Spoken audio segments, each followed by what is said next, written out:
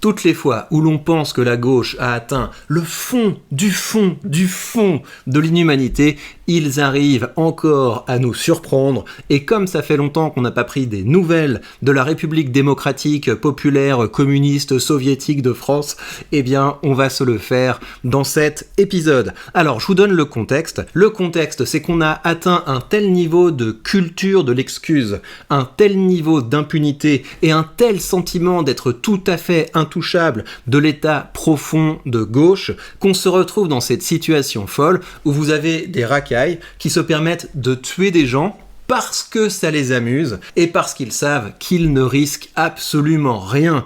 On dirait que c'est un épisode de Black Mirror ou un épisode de South Park, mais pourtant nous en sommes là en France. Donc plus précisément, vous avez deux faits sociaux qui se sont produits récemment, et je parle de faits sociaux parce qu'il ne s'agit pas de faits divers, vu qu'il y a toujours les mêmes causes et toujours les mêmes effets. Donc vous avez un pauvre gendarme, je vais pas dire un pauvre gendarme, je vais dire un brave gendarme, un respectable gendarme, qui s'est fait assassiner par une racaille parce que le gendarme est intervenu parce que la racaille mettait en danger la vie d'autrui par sa conduite, mais comme l'état profond de gauche a fait intégrer aux gendarmes que s'ils touchaient un cheveu d'une racaille, ils passeraient leur jour en prison, eh bien la racaille en a profité pour prendre le dessus et assassiner le gendarme. Et par ailleurs, vous avez un autre cas d'une racaille qui a tué une petite fille en faisant un rodéo urbain. Et évidemment que ces deux faits sociaux sont tout à fait dramatiques, mais ça se reproduit tellement régulièrement qu'on risque de s'y habituer. C'est une part très grave du problème qu'on devient de plus en plus désensibilisé, donc de moins en moins indigné, ce qui fait que la gauche peut continuer son projet d'importer massivement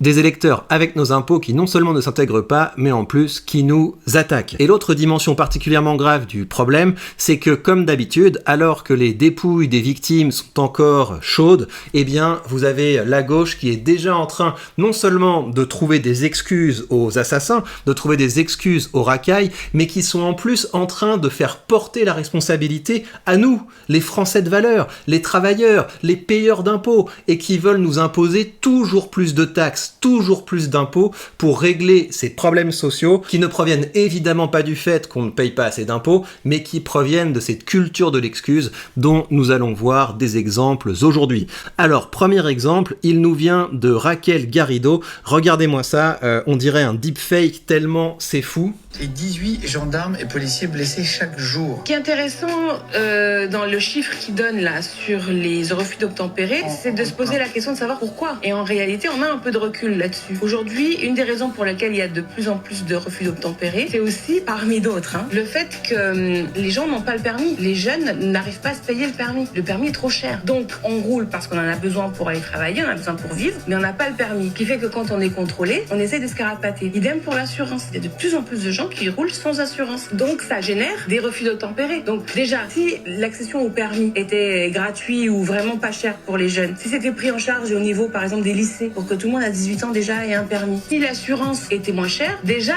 on éliminerait une grande partie des refus d'obtempérer. Tu dis on n'a pas tout. Donc je l'ai laissé développer l'ensemble de son raisonnement.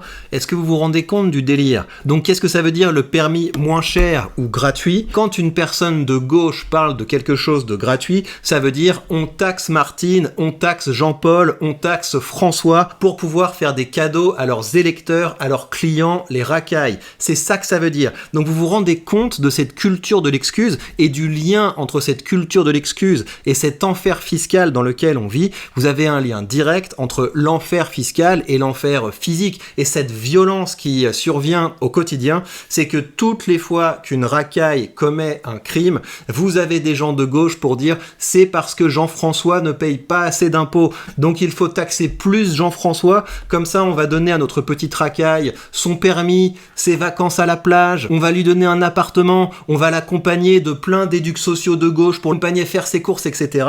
Ça ne va jamais s'arrêter. Et l'objectif n'est évidemment pas que ça s'arrête, parce que la gauche prospère sur les problèmes sociaux qu'ils ont eux-mêmes créés. Plus il y a de racailles, mieux c'est. Plus il y a de pauvres, mieux c'est, parce que ça leur permet de venir, comme cette dinde dans cette vidéo, et d'expliquer, oui, regardez, c'est un phénomène social qui s'explique par le fait qu'ils n'ont pas accès aux mêmes ressources, qu'ils n'ont pas reçu assez d'aide. Donc on va taxer un petit peu plus Jean-François, comme ça, ils seront moins méchants, ce qui n'est évidemment pas le cas, parce que plus on leur donne d'aide sociale, plus ils nous prennent pour des cons, et plus ils comprennent qu'ils peuvent absolument faire n'importe quoi dans ce pays en toute impunité, parce qu'avec cette combinaison du discours politique public de gauche et de l'état profond de gauche, qui relâche les racailles dès qu'elles sont attrapées, eh bien, ils pourront continuer de faire n'importe quoi, et nous ne sommes pas prêts d'avoir des allègements d'impôts. Et c'est pas tout, les amis, parce que si vous pensez que là, on a touché le fond, eh bien, rappelez-vous ce que je vous ai dit en début d'épisode, toutes les fois qu'on arrive au fond du fond du fond du fond, un gauchiste parvient à faire quelque chose d'encore plus inhumain. Donc là, on parle d'une directrice de recherche du CNRS, donc ça veut dire que c'est quelqu'un qui a passé sa vie sur vos impôts. On ira voir ensuite le genre de cursus que ces gens valident, mais on est dans le domaine des études littéraires, vous voyez, et vous la connaissez peut-être parce que lors du drame de Crépol, quand vous avez des bandes de racailles qui sont venues assassiner des blancs dans une soirée, eh bien cette dame est venue pour expliquer, mais non, il n'y a pas d'ensauvagement de la société, c'est Roméo et Juliette, voilà. Ce sont deux bandes rivales qui se sont affrontées, etc. Donc elle est toujours là pour nous sortir une petite référence littéraire pour essayer d'euphémiser cette réalité qui dédie chaque jour la gauche, mais ce sont ces gens-là qu'on paye, ce sont ces gens-là qu'on finance avec vos impôts. Jusqu'à quand, les amis? Mais écoutons-la, vous allez voir, ça vaut le détour. C'est que, en fait, ces jeunes gens qui font des rodéos urbains, ce ne sont pas des voyous. Ce sont des jeunes gens qui, d'ailleurs c'est intéressant l'idée du Covid, qui s'ennuient, qui n'ont pas de distraction. Vous savez, c'est West Side Story, on se retrouve dans les... C'est West Side Story.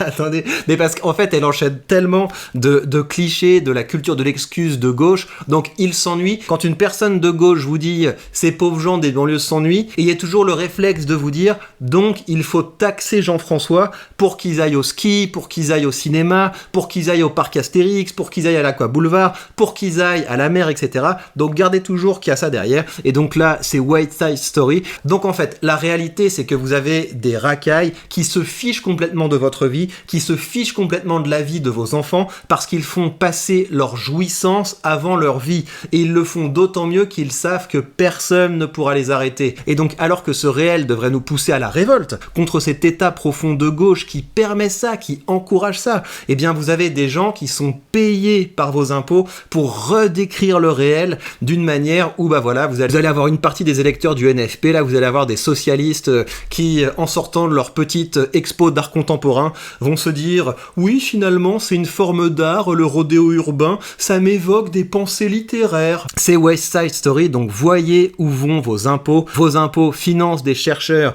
qui essaient d'euphémiser le réel, et ils financent des médias qui visent à créer des écrans de fumée entre nous et le réel. Alors, dernière chose là-dessus, donc on a évidemment un problème au niveau de l'éducation, et j'ai fait le travail, les amis, sur mon compte Twitter. Abonnez-vous à ce compte Twitter. Je suis allé voir le genre de master que finançait nos impôts pour former les cadres de la société de demain. Quand vous regardez le catalogue des masters de l'université Paris 8, vous savez qu'on ne manquera jamais de bouches qui vont nous parler dans les médias pour essayer de redécrire le réel, pour essayer de redécrire les faits divers d'une manière où ce ne sont pas les racailles le problème, c'est Jean-François. Médias et rapports sociaux de classe, race et genre. Et donc ça, c'est tous les trucs du type « ouais, en fait, si vous êtes raciste, c'est parce que vous avez des médias qui vous montrent des faits divers, alors que ce sont des faits divers, c'est pas du tout une réalité sociale, regardez ailleurs, braves gens. » Master diversité et discrimination. Donc si les racailles posent des problèmes, c'est de notre faute, en fait, c'est parce qu'on les a discriminés. Master vulnérabilité, alternative, résistance et adaptation. Donc ils aiment bien créer des petits trucs comme ça, là. Vous vous rendez compte?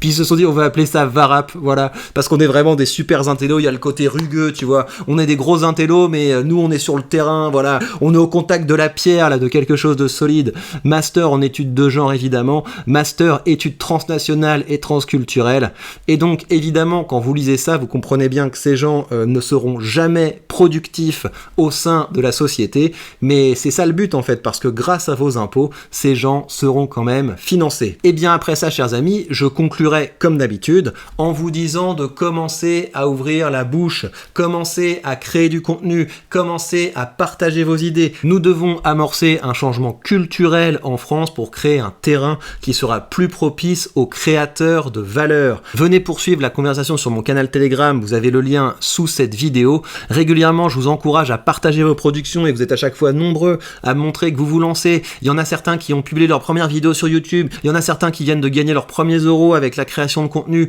C'est génial, il faut continuer, il faut s'encourager. Vous avez également des créateurs qui sont plus avancés dans cette conversation. Donc venez discuter, venez vous motiver, venez vous former dans mon canal Telegram. C'est tout à fait gratuit et j'ai une autre ressource pour vous. Vous savez également, comme d'habitude, que vous avez sous cette vidéo le lien vers mon cercle des orateurs. Et ça, ce sont des séries d'articles que je vous envoie tous les mois pour partager avec vous les choses que j'ai testées, les choses qui ont fonctionné en matière de création de contenu et de monétisation du contenu. Je vous invite également à me soutenir pour m'aider à continuer à dire les termes en vous abonnant, en aimant cette vidéo et en la partageant un maximum. Et par ailleurs, je vous rappelle comme d'habitude que chaque euro que vous investissez en bourse est un clou planté dans le cercueil du communisme. Donc commencez à investir et vous avez comme d'habitude que vous avez mon lien affilié vers ce courtier de Giro et grâce à mon lien affilié, vous pourrez commencer à investir avec 100 € de frais de courtage remboursés, ce qui vous permettra d'ouvrir aux premières positions de façon tout à fait indolore.